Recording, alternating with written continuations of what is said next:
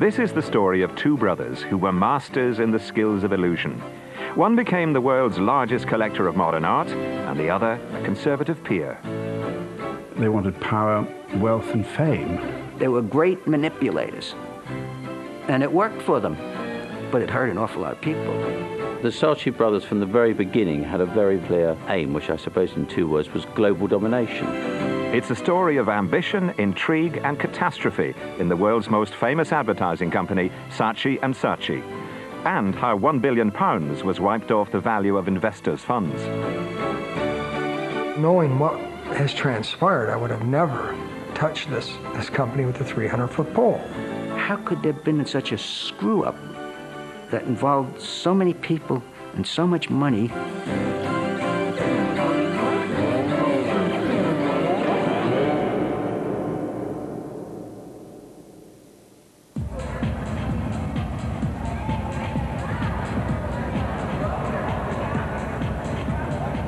December 1986, Saatchi Saatchi's Christmas party.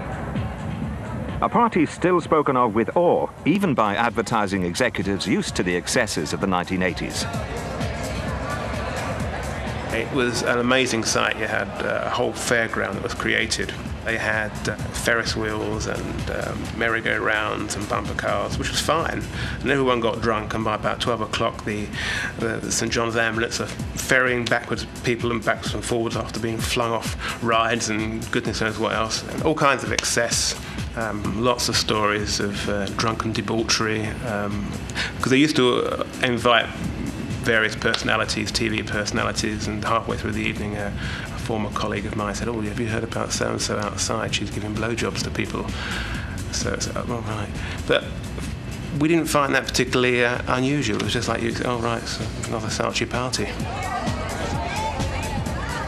Saatchi Saatchi had reason to celebrate. That year, it had become the largest advertising agency in the world. For 16 years, the agency had been on a roller coaster, as a £1,000 private company had been turned into a £1 billion worldwide business. Heady times. Their origins were very different.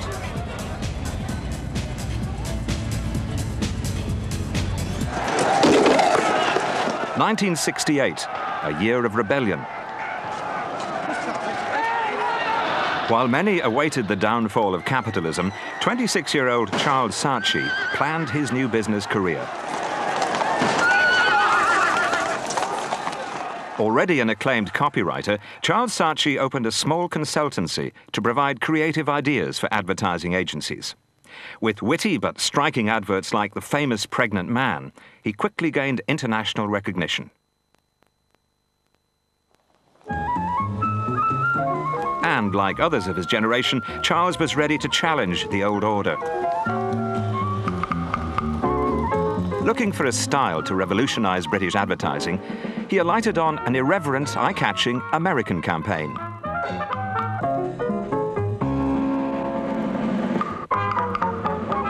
We admired the creativity, the wit of that advertising, the intelligence of it, yet the accessibility of it. And it was that which drove us. It was that creativity which really thrilled us. Tar, like this, sticks inside your lungs. Charles Saatchi experimented by mixing dramatic visuals with a tough, simple message to try and change behavior.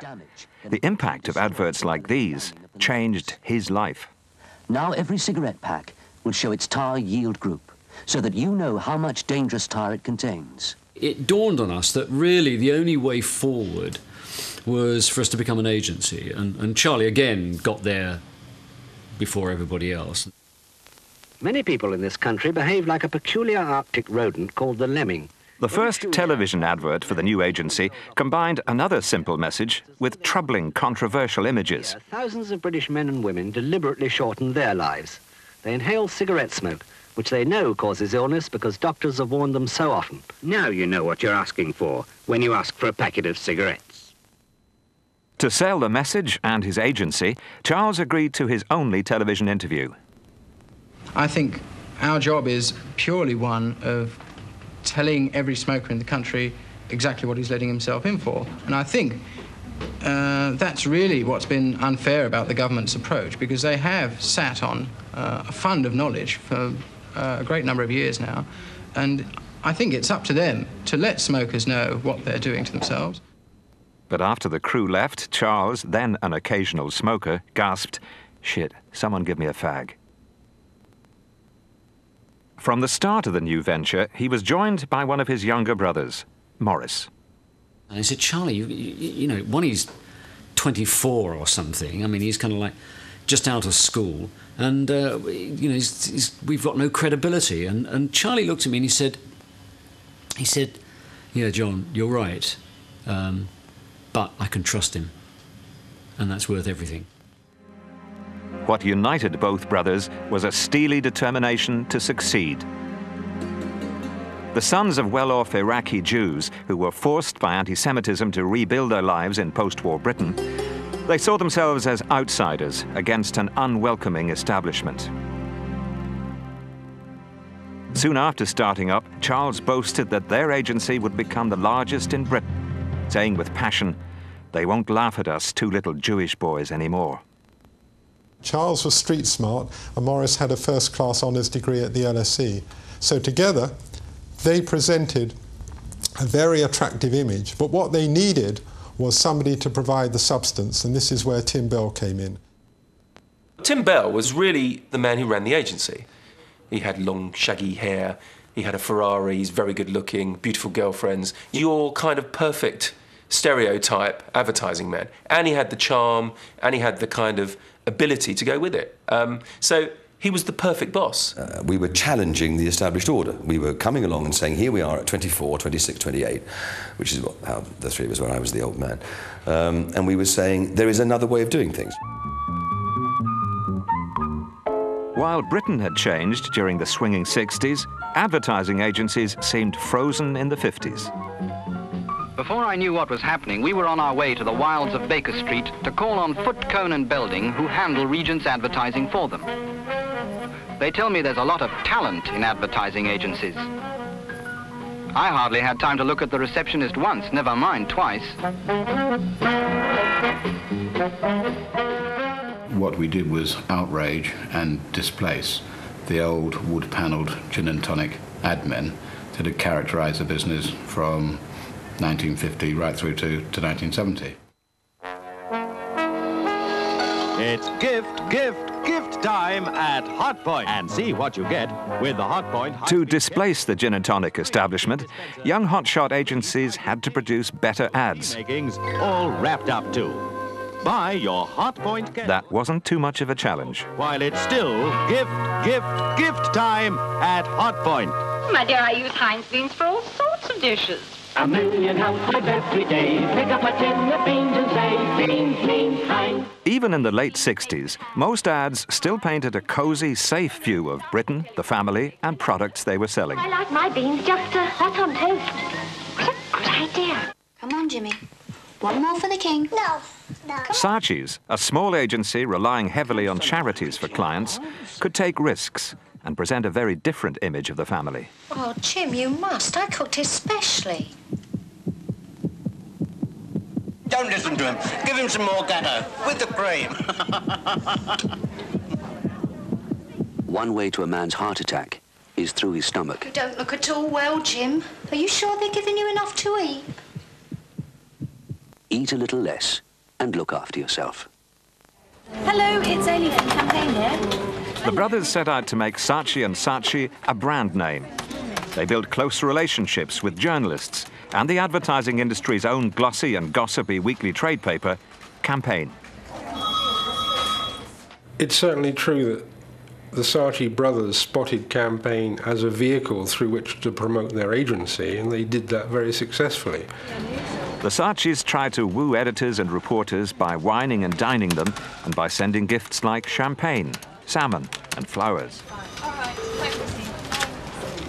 Campaign was soon jokingly referred to as Saatchi's in-house magazine. And he invented a man called Jack Robinson. Rings a bell. Who was he? And he would ring up Campaign and say, "Hello, this is Jack Robinson. I've just heard that the Schweppes account has moved." Oh, as anonymous sources? Yes. No, that's crap. Campaign. So because we could plant the most wonderful stories. And it was a sort of saying in the business. We'd say, here's one that Jack Robinson can tell the world about. The Saatchis soon learned they could manipulate editorial in a national newspaper. Charles Saatchi announced that he was putting transfer fees on the creative team, and this made the front page. That if you wanted to buy John Hegarty, you would have to pay the equivalent of Alan Shearer in those terms. He then punted this story to the Sunday Times Business News, and they picked up the story, sitting on a bench in Golden Square like a football team. A rubbish story. Of course. Oh, complete hype, yeah. But it got Saatchi talked about. And when you got people talked about, you had a stream of new business opportunities, people who were coming in, perpetually knocking on their door to see what all this fuss was about. The Saatchi brothers talked constantly to trusted journalists, but almost never allowed journalists to quote them, a tactic they use to this day. I spoke to Charles on pretty well a daily basis. Did you run interviews with Morris and Charles Saatchi? You were seeing them regularly? They would never talk on the record. Charlie managed to take on this rather mysterious persona. Well, if you get an interview, the mystique is revealed. And also, it has to be him in control. He has to tell the press what he wants to see appearing. But do you accept that some of the stories which they were floating at the time were actually quite damaging to their rivals? Well, I think it was Morris Saatchi who said it's not enough for one to succeed, others must fail. Charles Saatchi was determined his new agency would not fail. He became the ringmaster, pushing and prodding others to achieve, and shouting to his creative teams, 2 ads a day keeps the sack away. In an era when dull post-war fashions were finally put to flight, Charles Saatchi decided image was everything.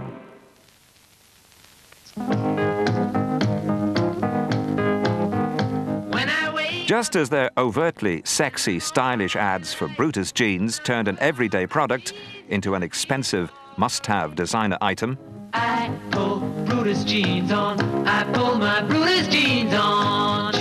So Charles insisted Saatchi's image must be stylish and fashionable.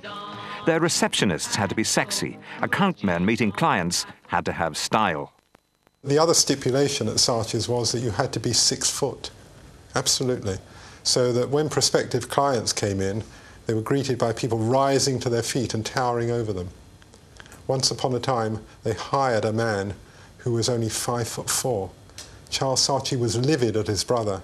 How come this man was hired? Morris put in a corner, all that he could come up with was, well, Charlie, he's very clean. To impress potential clients, Charles created the illusion that the agency was bigger and busier than it really was. So we would get people off the street, people wandering around Golden Square, and we'd give them a £5 to sit at the desks. Get people sort of talking and showing work and stuff like that. And so, of course, somebody walked in and thought, wow, this is fantastic. Charles was the power behind the throne. He was a sort of, sort of mad father, sort of mad figure that drove you and cuddled you and gave you encouragement and discouraged you and demotivated you and demoralised you and then inspired you and lifted you and so on. Charlie would have the ideas, Morris would make it happen. They're very, very personable people, very attractive personalities, but they can be very rough and tough. They're good at managing top people. I don't think they're very good at managing junior people. I think they are. I think they fail the waiter test. They were very remote from everyday people.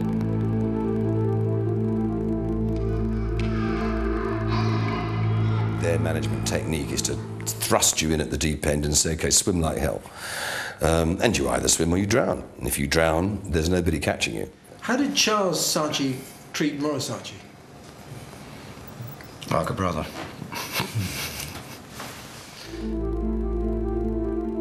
Morris was no more tolerated in failing or inadequacy than any of the rest of us were.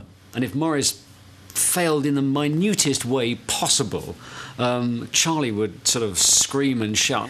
And he said, Morris, I can't believe you came from the same womb as me. I actually did see him pick a chair up and throw it at Morris. And a chair like, an office chair. Now, had it hit Morris, I mean, it would have killed him. These violent bouts of temper grew from his insatiable drive to expand the agency. You can't be the biggest and the best. You've got to make a choice. And I think in the way Charlie just made the choice, that he wanted size was everything. Size was what it was about. They really wanted to be one of the biggest agencies. They had a very clear ambition to be the biggest agency. To get big, they started buying other agencies. But they were still viewed as upstarts in an advertising world that remained staid and conservative. Most of the people running agencies at that time just thought we were kind of mad, thought these people are just completely crazy, and the sort of work they're purporting, the sort of work they're proposing just won't work. Clients won't buy it, they won't like it, it's all far too creative. Ironically, their creativity launched them into the big league. Saatchi & Saatchi was taken over by Garland Compton, a public company. Desperate to acquire Saatchi's creative talents, they gave the brothers the largest block of shares and a lump sum. They agreed to call the company Saatchi & Saatchi Garland Compton. This was a key building block. Now the Saatchis had blue-chip clients and could raise funds on the stock market. Campaign captured their relation. But when you actually got them around you and you looked at the work and you looked at the number of accounts they had, you realised that the hype was doing a fantastic job because there wasn't that much there. In fact, there was a kind of slightly almost rebellious view to hold at the time, which was that the Garland Compton reel of work was probably better in quality than the Saatchi & Saatchi reel. We are asking Mrs. Stone to try Ariel for 3 To satisfy their new corporate clients, Saatchi's now had to make the embarrassingly uncreative ads they had so often criticised. Will you use from now on? Ariel. Ariel washes a whole lot cleaner because it's biological. You'd be surprised how much you'd miss Dunlop. Dunlop tennis balls, Dunlop inflatable boats. But they were still looking to find ways to sell mundane products with style and humour. Dunlop pillow beds, Dunlop Wellington boots. You'd be surprised how much you'd miss Dunlop.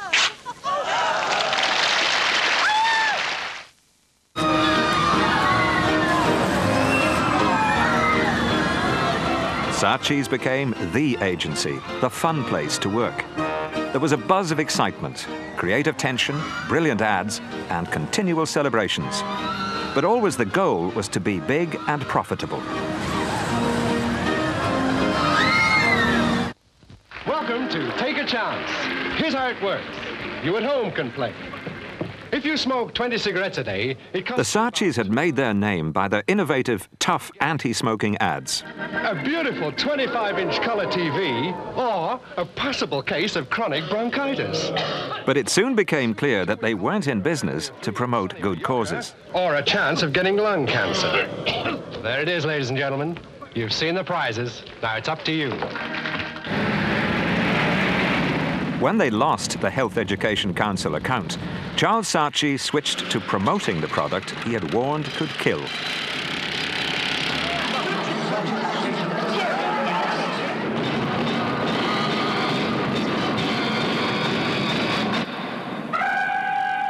His simple but eye-catching image of silk being cut is still the basis of all silk cut ads.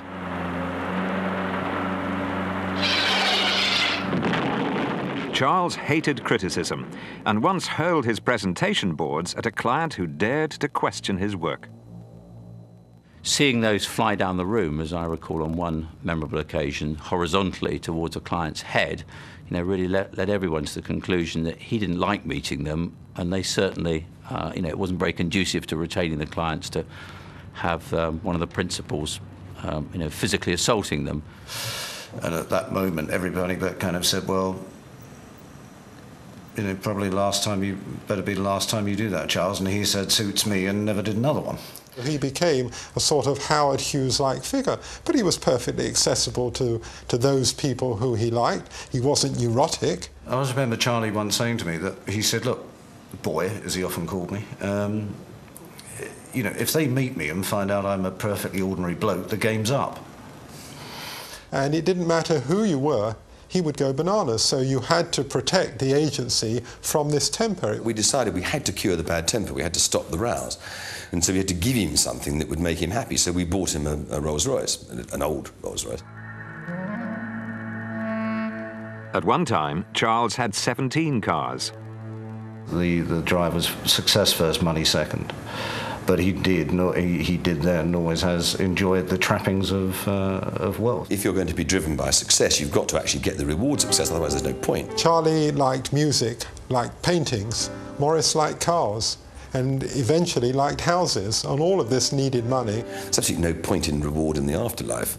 Sorry, I don't mean that in a non-Christian way. Advertising agencies were making what some might regard as obscene amounts of money, and obviously that money has to be spent on things. We talked to people about being rich. We wanted people to earn lots of money. We wanted people to be highly paid. We wanted a reputation for paying high. There's the famous story of the Seymour. Jeff Seymour. He was hired from another company, and he said he'd come if he had a Bentley as a company car. So he got a Bentley as a company car. And I paid him £100,000 a year, which became known as a Seymour. And people would say, so-and-so's been hired for a Seymour, or a double Seymour, or a treble Seymour. And reputedly, we were the first people ever to pay a copywriter £100,000 a year. Now, it doesn't sound very much now, but it was a great deal in those days.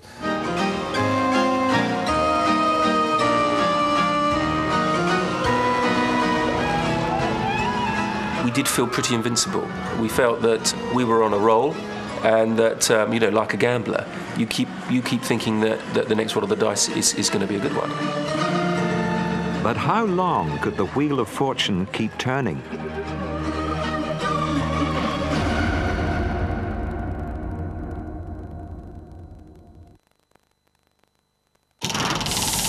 Pay as you go, from one to one. No monthly bills, no contracts to sign. And now calls from just 2p a minute. It's up to you, from one to one. I'm serious when it comes to wrinkles, so I use new line eraser from L'Oreal Paris. It's one serious anti-wrinkle action you can now take, short of a facelift, and a lot more simple. With retinol, the purest form of vitamin A, used nightly to reduce the appearance of first lines, fine lines, even those lines we've learned to live with. Objective measurements show a 48% reduction in the appearance of wrinkles. Me have a facelift. Forget it. New line eraser. This is skincare from L'Oreal Paris, because I'm worth it. You can't always explain why you love something or live it. You just do. So be bold. Don't be afraid. And be yourself. It's far better for some people to love something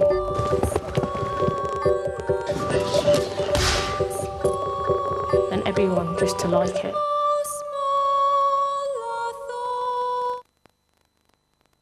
Star Wars Episode 1, The Phantom Menace, brought to life in tomorrow's Sunday People. Our spectacular magazine tells the story of the new film with over 50 amazing pictures. At last, the story you've waited 16 years for in our free magazine, only in tomorrow's Sunday People. St. Ivel's shape. Heaven. I believe in miracles. Linda? What's your wildest fantasy? Angus Deaton, covered in scrummy St. Ivel shape apple strudel yogurt and no spoon. Why? I'm just curious. Do you fancy... Shape? And now you can be even wilder with our thick and creamy fromage frais. The ATS Euromaster permanent price check means our prices are always amongst the lowest around. But right now, we've reduced hundreds of thousands of tyres by even more, plus up to 25% off exhausts. And we could even give your car a free brake check. So for low prices and high standards, call 0800 60 10 60 now for your nearest ATS Euromaster centre. If you want a personal approach to your finances, there are 4 letters worth looking out for. H. S. B. C. H. S. B. C. HSBC. The new name for Midland Bank.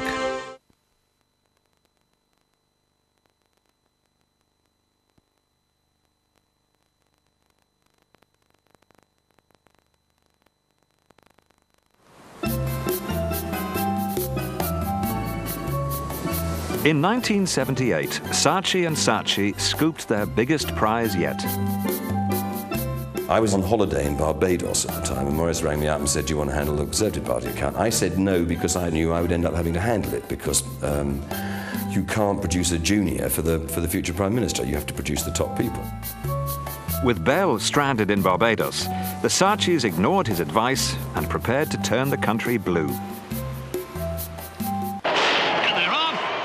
Their policy was attack, attack, attack. To hit first, hit hard, and keep on hitting the Labour government. The British Labour Party managing the techniques they pioneered in advertising, they now use to sell a political party. Simple, blunt messages, spiced with lethal humour. Why don't the Labour managers do something about it? Well, here they come. But they're weighed down by Labour's philosophy. What are they going to do to help encourage the British lads? And believe it, it's the old favourite, rigid controls. This really is bringing Britain down with managers like these. Who needs opponents? Their first political party poster in the summer of 1978 is judged their finest, a landmark in political advertising. Lord Thornycroft, the chairman of the Conservative Party, was delighted. We ran up colossal bills, and Thornycroft said, can we afford it? I said, of course we can afford it. Could you afford it? No, of course we couldn't. So we ran it, and it was wonderful. The press took it up. The Labour Party hated it. They were furious. They shouted foul. It frightened Callaghan off an October election, and he was into the winter of discontent, and the rest is history. I don't think that other people in the world would share the view that there is mounting chaos. Saatchi's seized an opportunity offered them by the trade unions. Crisis? What crisis? But the Conservatives had been gambling with cash they didn't have. When the bills came in, Mrs. Thatcher's treasurer had to pay a visit to the Saatchi brothers. I said, look, you've got any money, we can't pay you. They looked a bit glum, and I said, look, you know, really you've got to look at it this way, if you would. If you insist on being paid now, we'll be bankrupt. We'll probably lose the election. All the clients that you want to get who are big industrialists will know full well that you have caused us to lose this election, and I don't suppose they'll be wanting to employ you. If, on the other hand, you give us a breathing space, you're going to win we're going to win the election, you're going to be great heroes, and all those very same clients will be falling over themselves to employ you. So I was taken out the room and waited, and after about an hour, I think they saw the sense of this, and very generously, I think, lent us the money to go through. How much was this that you owed? Oh, I don't know. It was a couple of million or something like that. I forget what the advertising campaign cost. It was a it was a substantial sum of money. The investment reaped huge dividends. In the early days, of course, it gave Saatchi's an awareness. It gave Saatchi's a notoriety. It made Saatchi an everyday word. And it gave us access to people, and we could go and talk to people, and we could get information about things. Charles was now distant from most advertising staff. But he was playing for higher stakes, buying more and more agencies. Charlie's drive and push would be to say to Morris, for God's sake, go and buy something. We'd read in campaign that some agency had been sold to somebody else. And he said, Morris, if you haven't bought something by Thursday, there'll be nothing left to buy. It was an extraordinary sort of concept of agencies sitting on shelves in a supermarket and the shelves being emptied, and Morris had failed to go to the shop. Because there was a squad of people actually handling acquisitions by then, a team of specialists in that sort of work. And yes, they would receive phone calls from Charles Saatchi saying, you know, I want 8 acquisitions in 8 weeks, so just go do it. But that would usually be coloured by more than a few expletives, you know. Did he ever explain to you why he wanted to grow, buy all these companies? Well, you become powerful, you become rich, and you become famous. That's not a bad start, is it? Continue descent to flight level 80. Roger, Heathrow, descending to FL80. The Saatchi brothers had also realized that advertising was increasingly a global business. Roger, Manhattan. Continue to 2,000 feet. A great ad could sell one brand worldwide.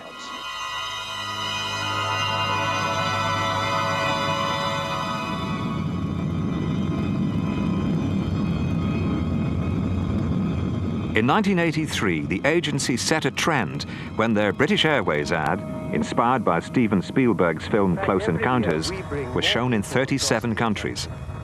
The Saatchis saw the future and liked it. Manhattan, you are clear to land. 28 right. British Airways, the world's favorite airline.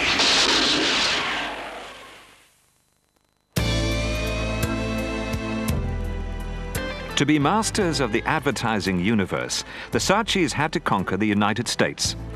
If you were going to be big in advertising, you had to be big in America.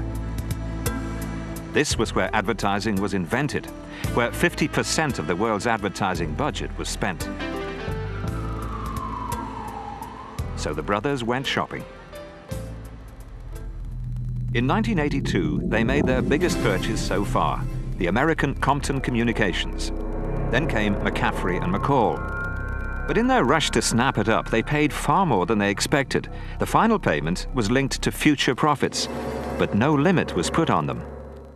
They paid us $32.5 million. There was no cap on what we could make.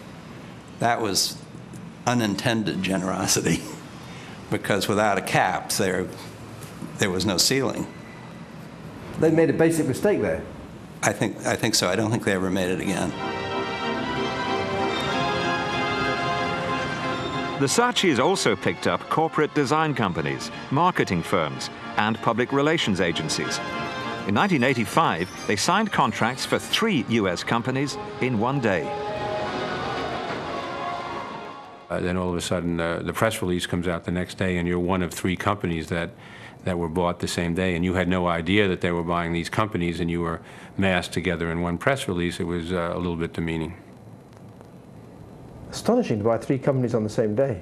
Yeah, well, the attitude of these people essentially was that they were going to buy as many companies as they could. It wasn't trying to be the best advertising agency in the world, it was just trying to be the biggest. And so it was just buying things no matter what they were. We make all sorts of promises to people, then you dump it in Tim's lap and tell him to sort it out. The pressures, the crises, affected Bell's health. Then, the Saatchis refused him a seat on the board. Amidst great acrimony, Bell left the company. It broke my heart at the time. I had invested the whole of my life in that business, and I felt that it was partly mine. With Bell out, the Saatchis were ready to take their largest gamble.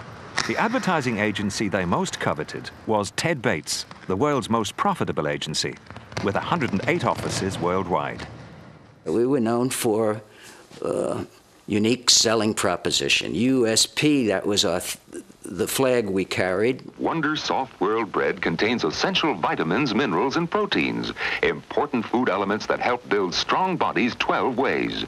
USP advertising was basically making a proposition to the consumer, buy this product, get this benefit.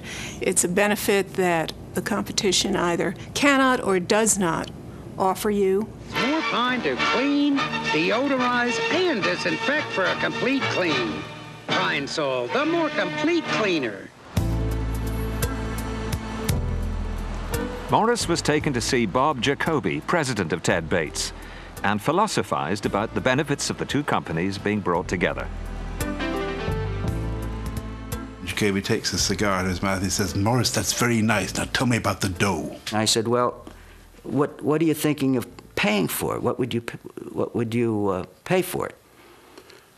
And he said, "Oh, we'd pay you $250 million. $250 million is what we figured we would get going public." So he was offering a fair price? Basically a very fair price. So I said, no, I said, we have no interest in that. I said, the agency's worth, and then unscientifically, I just doubled the number in my head. I said, the agency's worth $500 million. I said, $500 million? Boy, we'd have to think about that a long time. To buy more companies, the Saatchis needed more cash. An ever-rising share price provided the means. Once again, they simply issued more shares. I'd been asked by Morris Saatchi to go looking for $500 million. to finance the next stage of development of Saatchi's.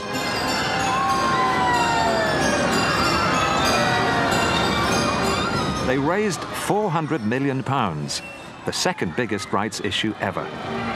Extraordinarily, shareholders staked their cash without knowing how all this money would be spent. Yes, it's very unusual that you don't specify what the deal is. They didn't ask? They didn't want to know. Jacobi felt the practice of issuing more and more shares to raise money could end in disaster. A chain letter type of thing, of where you keep getting in new money to pay off the old boys. And this thing keeps going until it reaches a point at the end of the line where someone's going to be left holding the bag. The Saatchis didn't risk their own money on the Bates venture. While shareholders were encouraged to put money in, they were taking money out. From 1984 to 86, they raised about £14.5 million by selling shares and their share rights. The only comment one might make is whether shareholders were right to hand over the money without asking the question, where and what is the deal? But this was boom time Britain. Exciting, indulgent, with an ever-rising stock market. The right backdrop for Saatchi's ambitions. All they had to do, it seemed, was spend, spend, spend.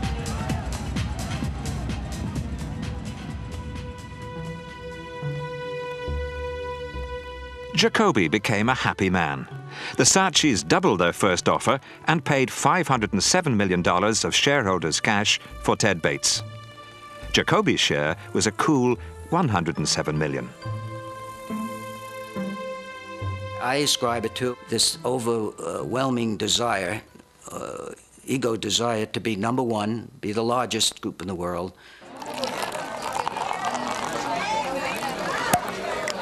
112 Bates employees became millionaires, many multi-millionaires. This was like winning the lottery. Wouldn't you celebrate if you got $1 million in the lottery? I'll bet you'd have a party. Well, we had a party.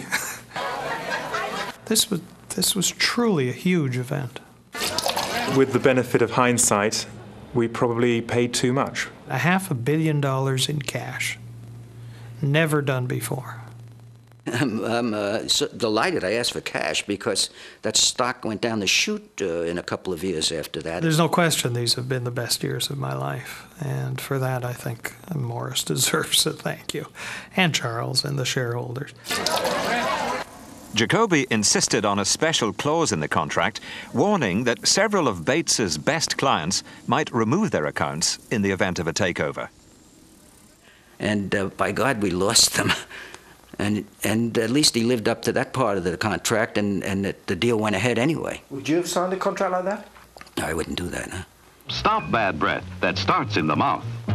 For nearly 2 decades, Bates had created the advertisements for Colgate, but they were in a marketing war with Procter & Gamble, another Saatchi client, who also had toothpaste brands. Colgate, 3 ways clean is Colgate Clean. It was very sad. I had run the Colgate account for a while, so it was particularly sad for me that we had to give that up. But that was the price of the deal. How much was that worth in billings? Colgate at the time was probably worldwide worth over $100 million in billings. Only Zertz has that lively fresh... Bates lost nearly $400 million worth of accounts under Saatchi's wing. Thank you, Zertz. The Saatchis were so busy buying companies, they had little time to personally manage them. By the end of 1986, Saatchi & Saatchi had spent over £650 million of shareholders' funds on their American acquisition spree. The Saatchis now searched for a master strategist to solve the problems they'd created in America. They chose Anthony Simmons Gooding, chief executive of Whitbread, the brewery company. He had never worked for an advertising company. Wherever I was in New York, no more than 5 minutes away from a Saatchi-owned urinal. It was amazing. He stuck this poor guy, Simmons Gooding, into the U.S. and made a basket case out of the fellow. all these agencies, big and small, and some have been bought by mistake and all the rest of it. And he was overwhelmed. He was confused. He had no idea what this thing is called advertising. He didn't know what it was to nurture a client and nurture creative people and pick the right people for the right spot. Anyway, there was Bates, and Bates was big, but there was then Saatchi Compton, and there was DFS, and there was Backer and Spielberg, and then a whole load of other ones. And what to do with it? Under pressure to cut costs, Simmons Gooding merged 19 companies into 7 and tried to create 2 agencies in America, Saatchi's and Bates. Former owners were furious. They loved the idea of selling their agency and filling their trousers with all sorts of huge lumps of dollars, but they couldn't stand what happened afterwards. And it was amazing how they forgot how good their bank balance is looking. And now, of course, they've been asked to do some pretty unpleasant things, like fire people, merge officers. It was a very, very movemente sort of period. Not good fun for them, not good fun for me. His nervous system was shattering at this time, I felt, and that he said, I have to fire 1,500 people. They were so tricky. I mean, Larry Light, who must have got God knows how many millions, I remember working with him. And this is afterwards, and we sort of vaguely settled down, and he was causing me a lot of trouble. And I said, but Larry, why do you do this? Why do you cause me all this trouble? You know, you got X million. Oh, yes, but that was yesterday. You have to buy me every day. Anthony is right. Anthony is right, and I'm one of those people. And therefore, you could say I'm part of the problem.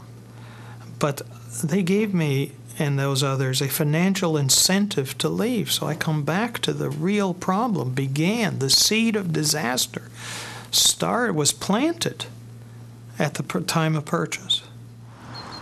Simmons Gooding found bitter rivalry for the top jobs at Bates and decided to take action. A driver for my car met me at the airport and said, Bob, that he had just been fired. I said, what are you talking about? I said, nobody can fire you. He says, well, you've been fired too. I said, you've got to be kidding me. Well, I said, I'm too tired to even think about that. So I went home that Friday night. I said, my secretary said that somebody from New York wants to talk to you, won't give their name. Should I put them through? So out of curiosity, I said, yes, let's see who this is. And this voice said, I understand you're coming over to see Mr. Jacoby and that you're going to fire him on Monday. And I said, well, that may be or maybe not so, but why are you telling me this? He said, well, I just want to tell you that he's a very dangerous man. He carries a gun and he drinks. None of them ever contacted me, and to this day, have not contacted me. So I read about my demise after all those years in the New York Times on a Saturday morning. Jacoby has seen his sizable fortune quadruple on the stock exchange. Less comforting was watching the steady decline of Bates in the hands of Saatchi and Saatchi. And as we look back, we had 2 amateurs running it, and they screwed it up. Well, what they screwed up is our reputation and us too. I mean, we got the money, fine. If we didn't have that besides, boy, we'd shoot ourselves, I guess.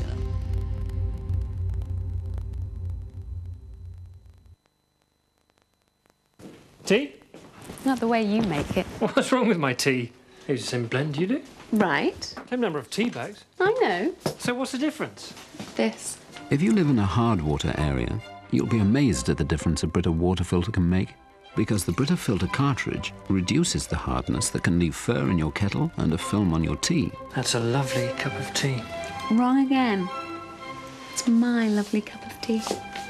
Brita does wonders for water.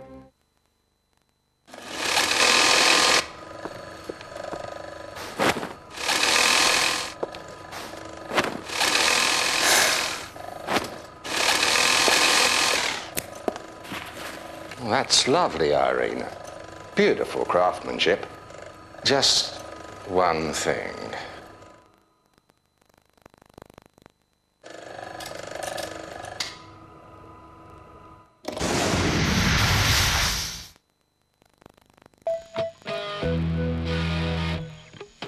Girls on the bus kept on laughing at us. We rode uptown down to Venice again.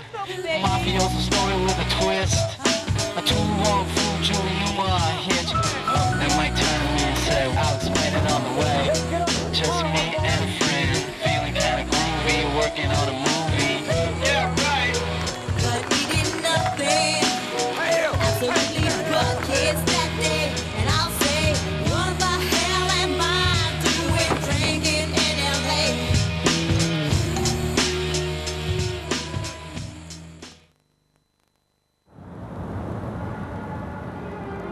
One of the great wonders of the universe is that a BT local weekend call costs just 1p a minute. Just 1 penny.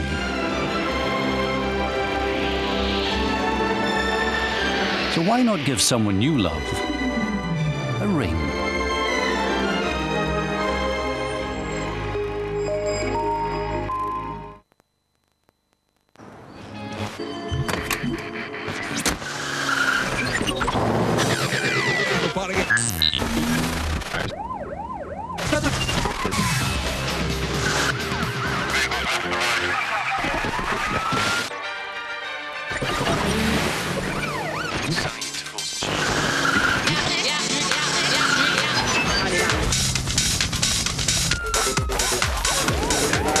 The Unstoppable, this and Toronto too.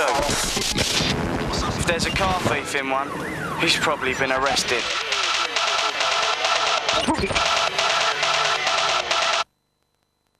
Sun care is now half price at Superdrug.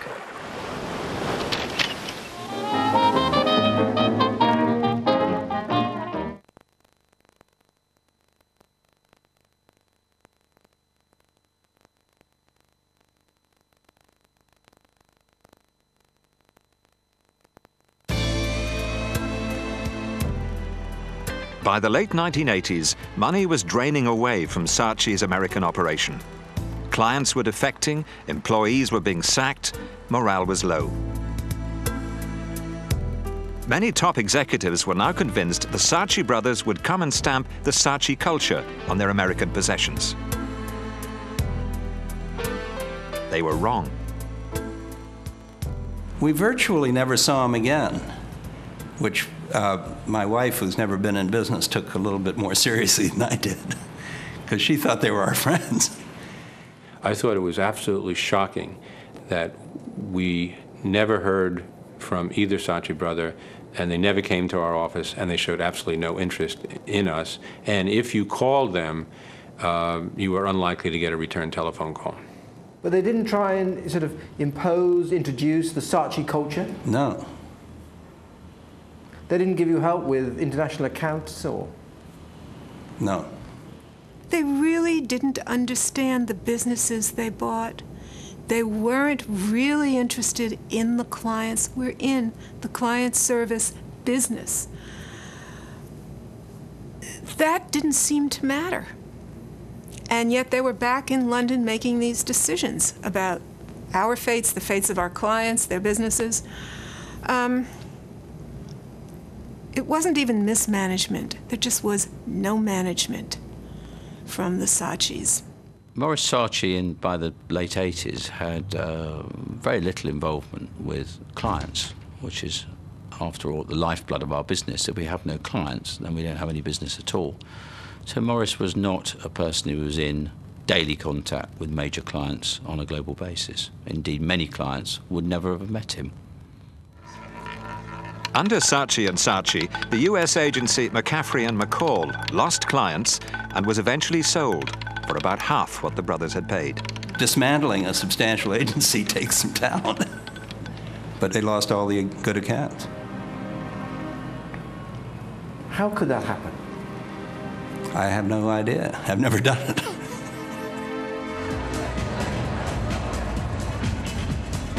In Britain, the Saatchi magic was still believed to be working, but in the midst of celebrations, the empire was crumbling. I was very surprised they didn't have a plan, and I'm telling you they had no plan. They weren't going to put themselves out. This was a hobby. But a hobby using some other guy's money. I mean, that's nice. Everybody should have a hobby like that, I guess. You could really wonder why shareholders allowed that to continue, but there seemed to be very little shareholder oversight or even board oversight. The brothers dominated the board and ran the company as they wanted. Crucial decisions were as likely to be made in the corridors as in a formal board meeting. And even when they were held, Charles would virtually never attend. But the Saatchis wanted to maintain the pulsating growth of nearly 30% a year. They started to cast envious eyes on another service industry, the fast-growing business consulting sector.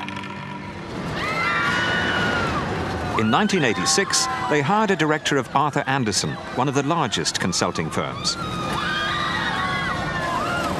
At the time, money availability was virtually unlimited. The machine was working extremely well, and it was simply a question of finding the right firms and going out to pick them up. The money would again come from the shareholders' pockets. The notion of having virtually an unlimited pool of money available eliminated that whole issue from my area of concern. So it was very, very attractive. It looked like it could continue forever. Indeed it did. Yes, indeed it did. A lot of investors thought so. So did I. Under orders to create one of the world's biggest consulting firms in record time, Miller made a bold play. He bid for his old company. But what would it have cost, did you expect, to buy Arthur Andersen? We thought it would be multiples of $1 billion. Multiples of $1 billion. How many multiples? Well, we weren't quite sure. Their move failed, but it still sent shivers through senior advertising executives as they realized Miller had virtually a blank check to buy up consultancy companies. Then they learned that top consultancy companies, unlike advertising agencies, invested hundreds of millions of pounds every year just to train staff. What did you think when you heard that? Oh my God. Incredulity would soon turn to utter incomprehension. Morris and Charles now tried to storm the financial establishment by making a move to purchase one of Britain's major institutions, the Midland Bank. The news of the brothers' approach stunned the city and key executives at Saatchi Saatchi. As far as I know, none of the board members were aware that that was taking place, except the brothers, of course. And he and Morris were in the office, and they had sort of slightly sheepish grins, I remember. And we looked at them and we said nothing for a moment. And Charlie said, "Isn't it great?"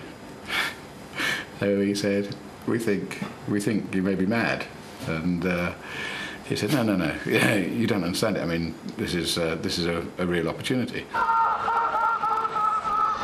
We said, anyway, if it does go through, who are you going to get to run it? And he looked at Ra and I and said, well, you two. You've run everything we've thrown at you so far and haven't dropped it, so we thought you could have a go at it. And I still to this day don't know whether he's joking. And he said, well, it's one of the great things, of course, is that if you own a bank, you never run out of money. So it was quite bizarre. That very seriously undermined the credibility of the company in the eyes of the city, because in the eyes of the city it was an undoable deal, and the logic wasn't there, and our management skills were not there to run it. They began to see that these people were perhaps megalomaniacs rather than merely successful people who had brought the advertising business to the city and made it both profitable and fashionable. A Financial Times columnist wrote, "The bid was an idle daydream by a firm that has got carried away with its own self-importance. The idea is laughable." The Saatchi stock dropped over 10%. In the only major television interview Morris Saatchi has ever given, he admitted the approach was a folly. My favourite subject. Well, the Midland Bank was, given that your mindset is that you wish to diversify, I've discussed that already, the Midland was a very undervalued asset, in our opinion. Wasn't it also the moment, in fact, though, when other people took one look at you and thought there was a danger you were getting carried away with your own hubris? Yes, it was. Very well put. 1 month later, the stock market crash cut 1/3 off the value of their shares in 24 hours.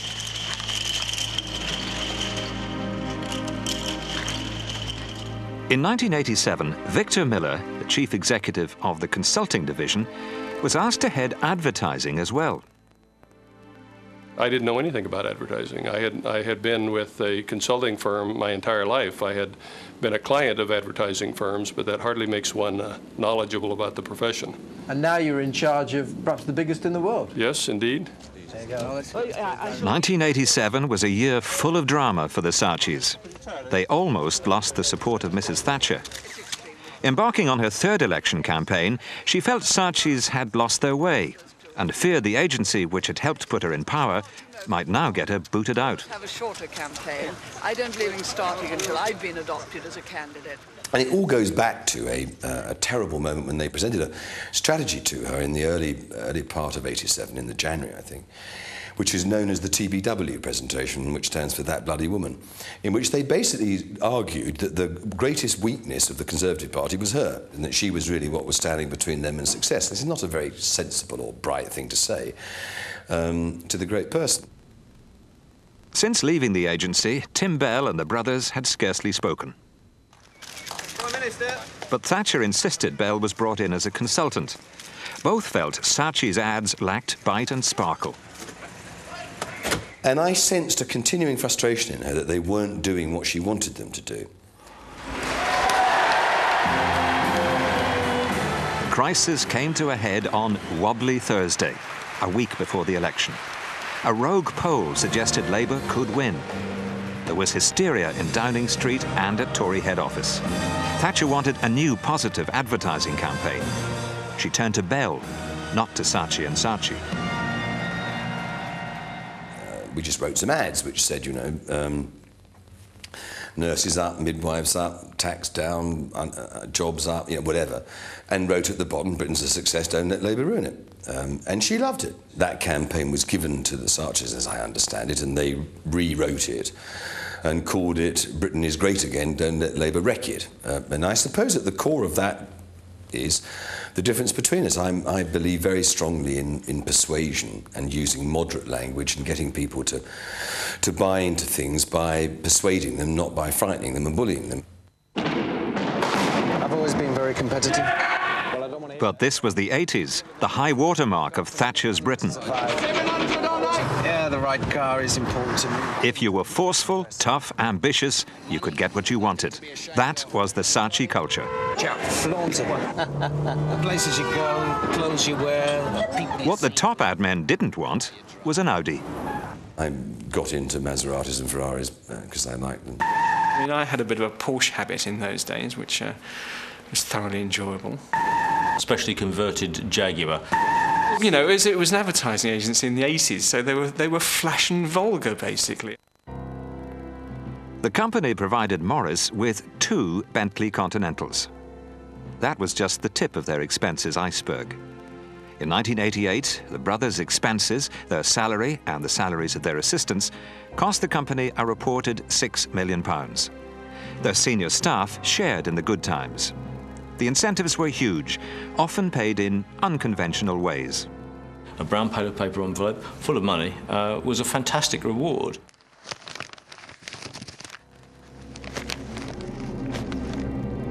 By June 1988, the unlimited pool of shareholders' money had dried up. So the brothers took a risk and borrowed heavily, to the tune of £177 million. They had to pay annual interest and repay over £210 million within 5 years. The Saatchis gambled that those holding the loan stock, called convertible preference shares, would eventually accept shares, not cash, a gamble that nearly bankrupted the company. But with their borrowings, the Saatchis bought another consultancy. The illusion remained that all was well in the Saatchi empire. For the year ended September 1988, Saatchi's reported record profits of £138 million. But that company report was like a Saatchi ad. It gave the best possible image. Over the years, the company had used accountancy devices, all of them legal, to boost profits. Unknown to many shareholders, ominous clouds were gathering. By the late autumn of 1988, financial director David Newlands would tell anyone who listened that the company was running out of money. It had over-expanded hugely in the 80s, financed in large part by debt, put in very little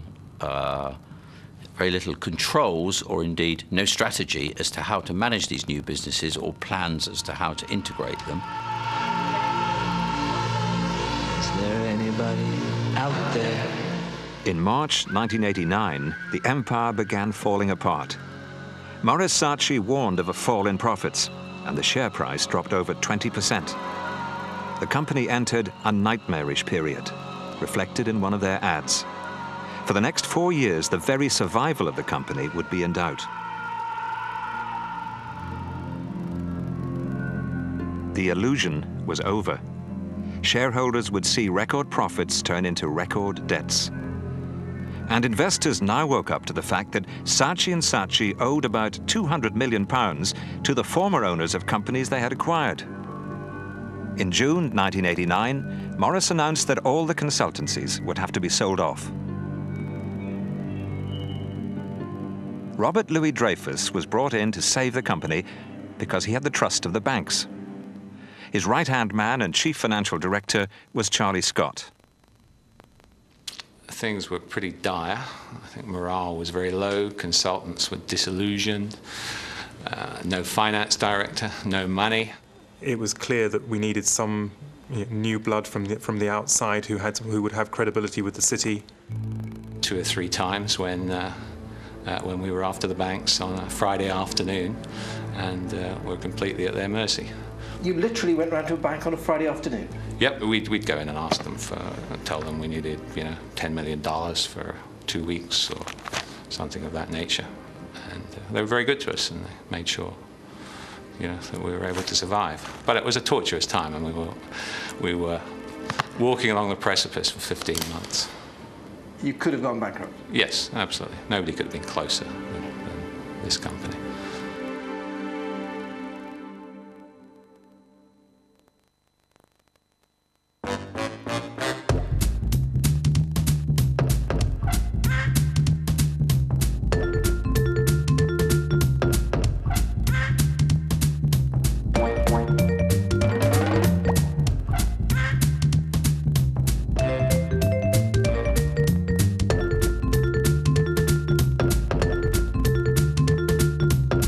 NTL, technology tamed. Bernard saves with the Halifax. They've had this really nice idea for a new instant access savings account. Bernard can get to his money as often as he likes, but if he makes fewer withdrawals, he'll get a higher interest rate. You see, it rewards savers who save. And I think, yep, Bernard's just been rewarded again. Nice one, Bernard. Halifax Saver Reward. I've got this idea for the lids. Well, it's either really brilliant or it's stupid, but if we jam them down really tight, it would give people a workout. Tones up your arms. That's nice, yeah, it's got legs, definitely. Yeah. Can't believe it. Yes, because you don't have a gymnasium in your kitchen. Exactly. Does it for you. Just came up with this idea last night. Let's have a go. Yeah, no, you use a lot of muscles. No, can't get it off. Hang on a minute. It's no good if the people can't actually get to the floor itself. Yeah, I was going to say that. That's true. No. Do you want a biscuit? Flora people care.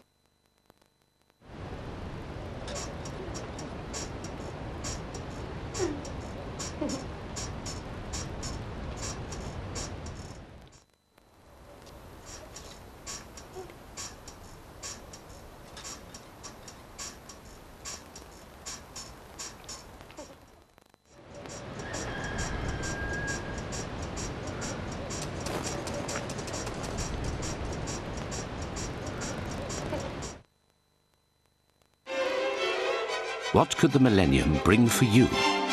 Starting tomorrow in You magazine and the Mail on Sunday, top astrologer Sally Brompton gives you your first glimpse into the year 2000. Don't miss Astro 2000, your millennium horoscope, only in the Mail on Sunday tomorrow.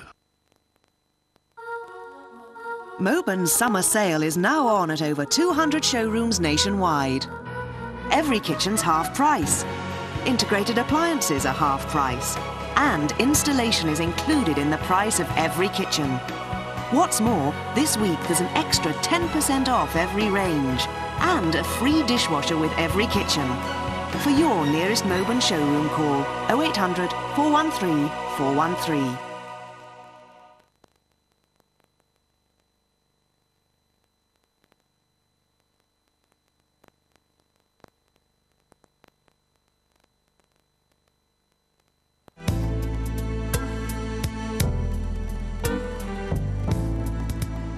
A few years earlier, Saatchi and Saatchi had gone to take over America.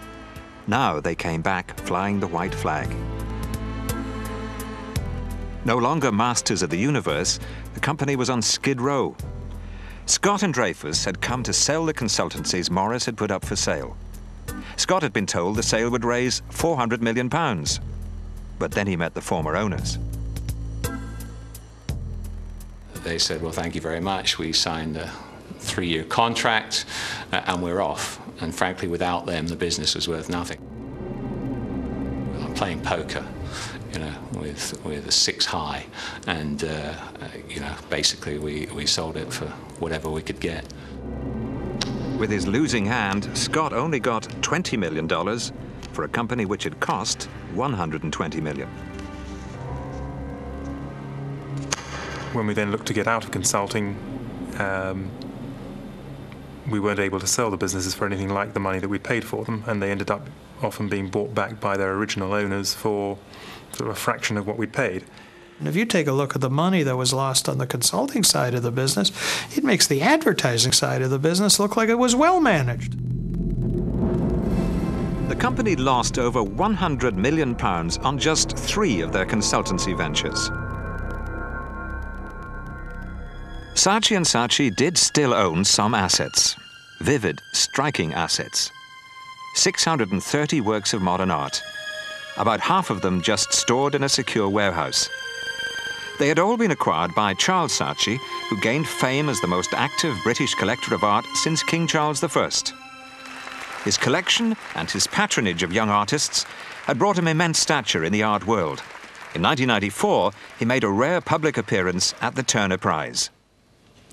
I believe that in 30 or 40 years' time, history will show that winning the Turner Prize is seen as a mark of real achievement in the early careers of some of Britain's most respected senior artists.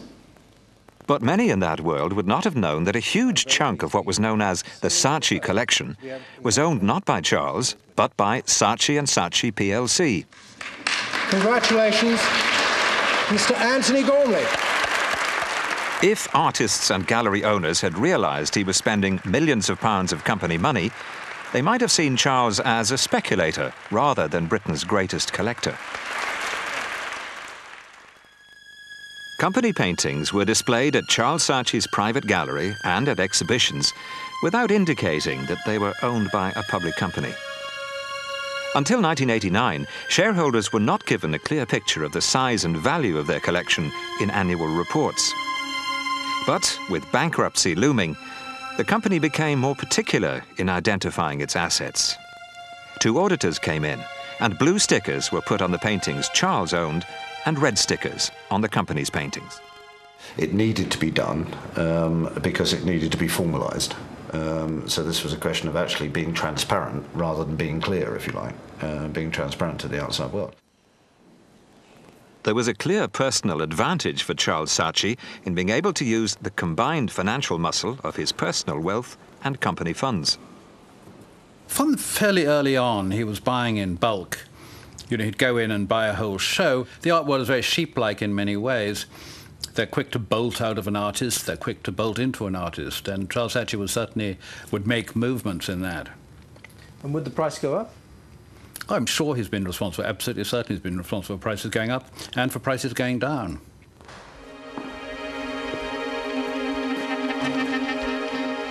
Between 1983 and 86, Charles Saatchi bought 13 paintings by Sean Scully for about £15,000 each, some for the company, some for himself. With the help of Charles Saatchi, the prices went up over tenfold.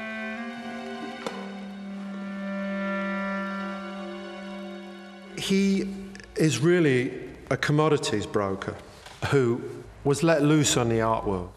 So you have a guy coming in, you know, with a load of money, prepared to buy 5 things at a time. He can really push his weight around. He can beat people down on the prices. But the art gamble was profitable. The company eventually made £15 million when 400 paintings were sold. And with £1 billion of debts, the company needed all the money it could lay its hands on. Banks had to be persuaded to keep the company afloat in exchange for yet more shares. Outstandingly tough. Easily the hardest 15 months of my working life.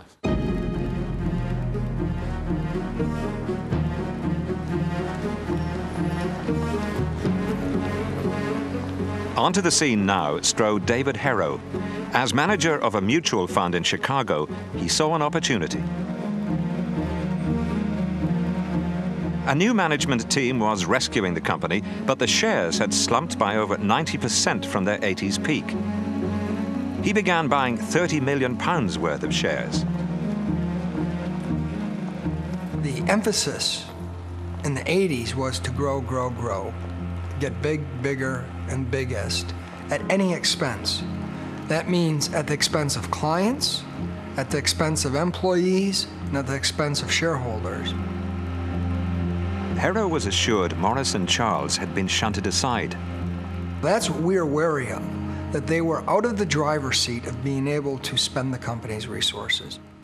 While Dreyfus and Scott were busy trying to save the company, the chairman, Morris Saatchi, was expected to look after clients. One of his roles was to bring in new business. Yes. And you were disappointed with the amount of new business coming in? Yes. Were you also disappointed with losing business in '93? Yes. Two large US clients, Chrysler and cosmetics company Helen Curtis, withdrew their account. Criticism mounted that the brothers were neglecting clients. In no way would it be possible to say they scoured the globe getting to meet all the employees and clients, of this global business. Surprising. Surprising what? They didn't do that. They didn't go around the globe. Well, I'm sure they had their reasons. Did you know what they were? No, but, I have nothing to say about that. On December the 3rd, 1993, Charles Saatchi was forced off the board of directors that he rarely attended anyway and made honorary president.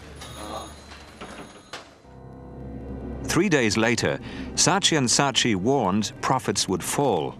The shares dropped 20%. An extraordinary series of events followed. The very next day, unknown to the company, nearly 900,000 Saatchi and Saatchi shares were sold, raising about £1.2 million.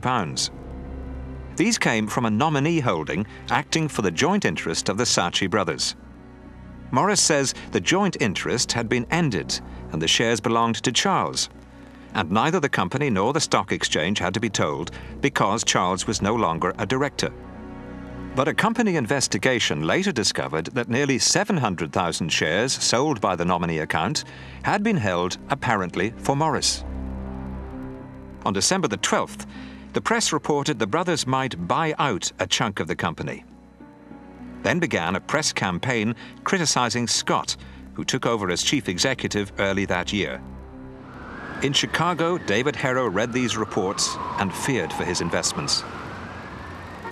You don't make a bid for the company or try to or look at alternatives to buying the company when you're acting in the role as the guardian of the shareholders. I mean, there's a complete conflict of interest there.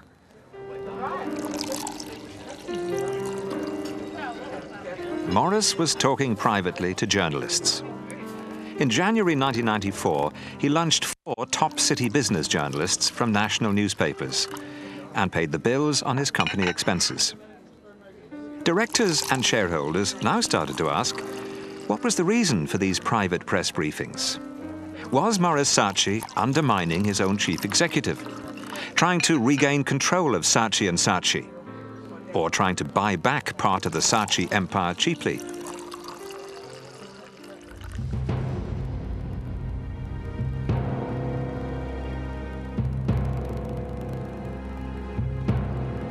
Harrow now decided to confront Morris in person for the first time. His worst fears about the brothers came true when he visited the Saatchi headquarters in Berkeley Square. Europe's most expensive office space was empty of Saatchi employees, except for the brothers and their assistants on the 6th floor. Disastrous property deals like this were costing £10 million a year. I said to him, if you're really concerned about this business, why don't you put the hatchet down, put every ounce of wealth you have into the company, demonstrate that you would make a significant personal investment in the business. And what did he say? His response to that was, oh, I couldn't do that. That would be far too risky for me. The battle now raged. Morris pushed for the demotion of Charlie Scott from chief executive to chief financial officer at a meeting with some directors in March 1994. Scott threatened to resign, and the board immediately backed down. It was not acceptable to me, and I didn't think it was the right thing for the company. Do you think the banks would have accepted it? I doubt it, no. Because, I mean, you must have had a very close relationship with the banks at that time. I certainly did, yeah. And they relied on you seeing through the restructuring of the company. I think they wanted to make sure that I was in control of the checkbook, yeah. With Harrow threatening to vote Morris out at the next annual general meeting, the struggle for control of the company moved to Chicago.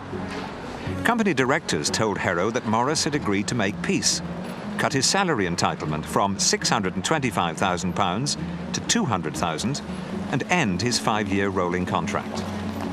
We were very happy that for once his pay was getting closer to reflective of his value to the business, that maybe, expenses would become aligned with what is reasonable in the industry. And more importantly, was his pledge, to become a team player and not to be working for Saatchi PLC as opposed to Saatchi and Saatchi PLC, which is a company owned by the shareholders. So when you went to Chicago, what was your intention? To structure a deal whereby we had an energetic and enthusiastic chairman who would bring home millions of dollars of new business. To energize the chairman, an incentive scheme was suggested, which Harrow supported. But then he heard Morris would receive £5 million if the share price doubled. Handing anyone such a pot of gold, I think, would have been extremely demoralizing to the company. By October, the adversaries were on a collision course. Harrow believed Morris was trying to seize control of the boardroom by having friends and acquaintances chosen as non-executive directors. He still felt, I think, that it was very much Saatchi and Saatchi. It was he and his brother had set it up. It was their name. It was their company. On December the 8th, the pro and anti-Morris factions clashed at Bates headquarters in New York's Chrysler Building. Major fund managers holding 45% of the shares came face to face with the board of directors. David Harrow did sort of open the batting, if you like, for the shareholders. The shareholders, each and every one, was unified in wanting a new chairman of the company. Said, enough's enough. And it's our view that Morris should no longer be chairman of the PLC. And if you're not prepared to ask him or persuade him to step down, then we will call an EGM and put it to the vote. And as the board members took their time, each and every one of them stated that, well, though the chairman is not adequate, now might not be the time. The non-executive directors at the time were all people who had known Morris for a long time, may even have been chosen by him or suggested by him as appointments to the board, and liked him. They were extremely non-committal and, one would say, wishy-washy. And it was a very hard decision for them to make. Until it got to a director by the name of Ted Levitt, who basically took the floor and in a very stunning oration gave reasons why he thought the chairman should be replaced. He stated that the chairman knew nothing or very little of marketing today and of advertising today. You could hear a pin drop. And I think the other directors realized that it was time to act. A special meeting was called for a week later in London. The directors met to finally decide on Morris's fate. On the table were letters from 4 major clients. Mars, BA, I think the Mirror Group, and I think Dixon's all said roughly the same thing. Yeah, Morris is our key man, and if you do fire him, well, we're not sure whether we want to stay with you. There was always a concern that accounts would be lost. And I think the management was prepared to deal with that. However, there was a greater concern that if the chairman would stay on, that you'd lose a company.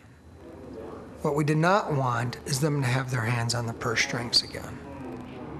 Saatchi's own financial advisors said an overwhelming majority of shareholders' votes were stacked against Morris.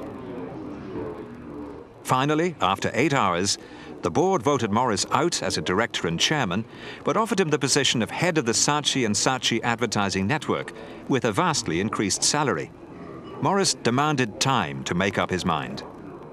On January the 3rd, Morris came back and actually sent a fax, which was on my desk, saying, no thanks, I'm going to go.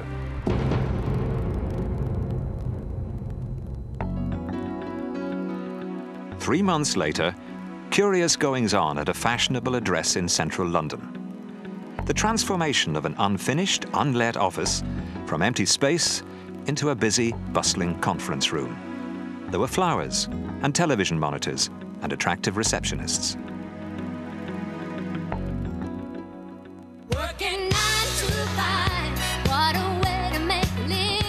The illusionists Morris and Charles were back in business and starting all over again, using the same tricks of the trade they'd used 25 years earlier.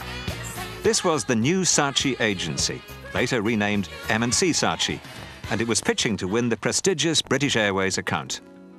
Each senior BA executive was handed a new laptop computer, loaded with the new Saatchi agency's witty business pitch. The highlight showed former Saatchi & Saatchi executives who had defected to the new agency waiting at home on garden leave. They were tied by contract from working for 1 year. The most senior former Saatchi executives, dubbed the Three Amigos, were equal partners in the new agency with Morris and Charles. The new agency won the account.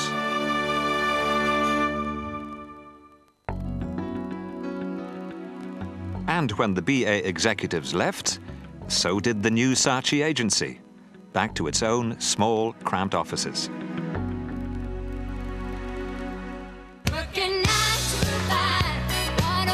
British Airways was one of 4 major clients that defected from Saatchi & Saatchi to the new Saatchi agency. The accounts were worth £200 million. Good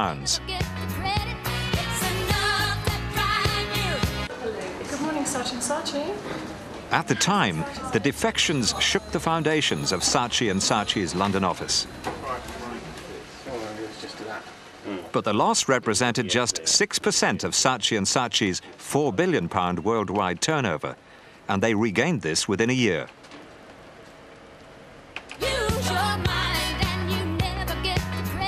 For M&C Saatchi, it was a remarkable start. Morris's skill has been demonstrated to all these people in the last 3 years with the invention of M&C Saatchi. It's one of the most successful agencies in Britain. But memories of the golden years, when Saatchi & Saatchi dominated the advertising world, when the company took extraordinary risks and posted astonishing successes, still linger.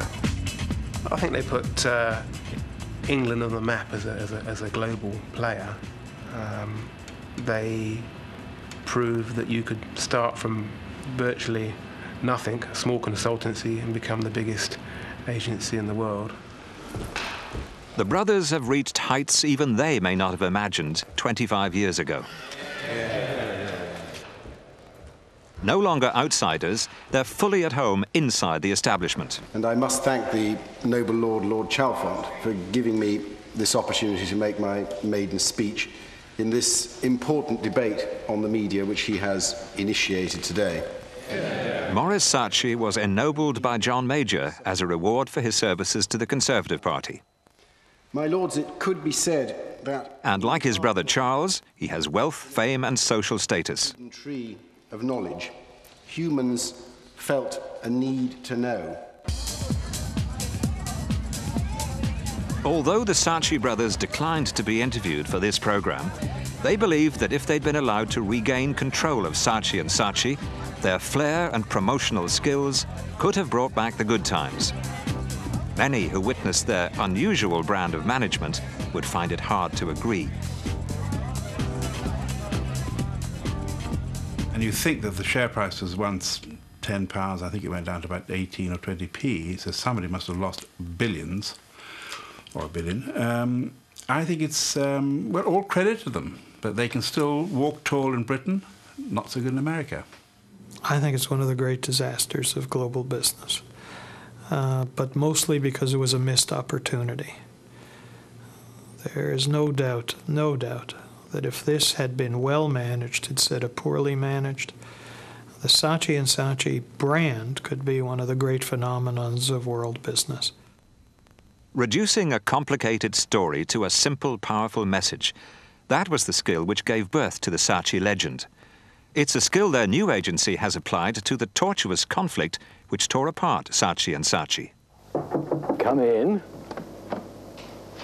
Ah, Morris, sit down. It made an ad which sums up with brutal humour the Saatchi version of Morris's downfall. We've taken huge hits on bonds and our portfolios are underwater. Things are looking bad. Anyway, that's neither here nor there. Nobody likes you and you're fired.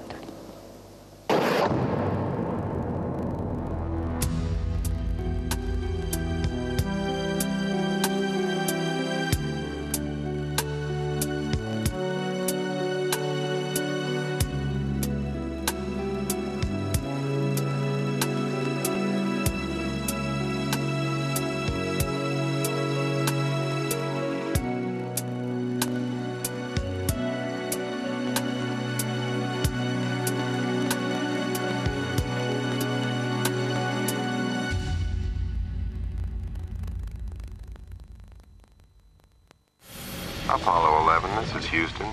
Copy, Houston. We can see from your instruments that Channel 4 will be broadcasting this amazing voice.